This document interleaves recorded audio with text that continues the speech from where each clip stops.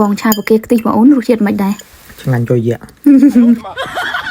បងប្អូនថ្ងៃនេះឆាបកេខ្ទិះគឺរសជាតិឆ្ងាញ់មែនតើហើយវិធីធ្វើវិញឡើងងាយខ្ញុំយកបកេមកលីងមួយខ្លាញ់ប្រហែលជា3នាទីបងប្អូនហើយបន្ទាប់មកខ្ញុំលើកដាក់ចានវិញនិយាយទៅគឺអត់ឲ្យវាឆ្អិនខ្លាំងទេបន្ទាប់មកគឺខ្ញុំយកជាមួយនឹងខ្ទឹមបំពងរបស់យើងហ្នឹងឆាឲ្យឡើងឈ្ងុយបន្ទាប់មកចាំយើងដាក់ប្រេងខ្យង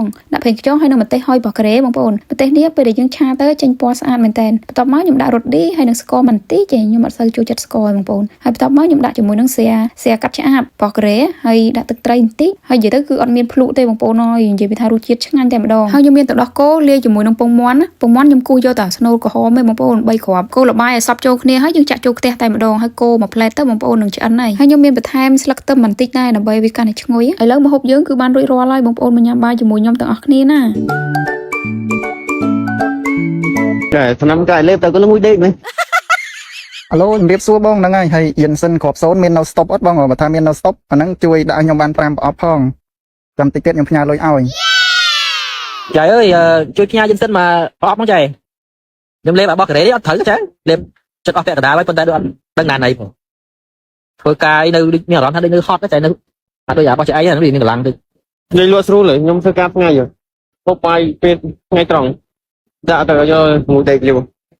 តែចឹងចាំហូបងាយវិញទេក៏ចង់ញ៉ាំមួយគាត់អត់ញ៉ាំទៅវារៀងបាក់បាត់ជើងព្រោះញ៉ាំរៀងបាក់បាត់ជើងអញ្ចឹងហ្នឹងហើយមើលដាក់5ឈុតទៀតអញ្ចឹងហូបទៅវារាល់ឆ្នាំ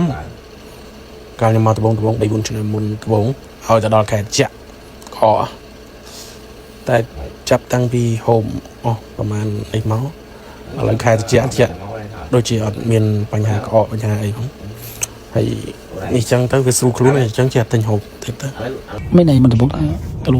បវ៉ាញ៉ាំទៅពេលញ៉ាំទៅមានអារម្មណ៍ថាឆ្ងាញ់ដូចធ្វើគ្រាប់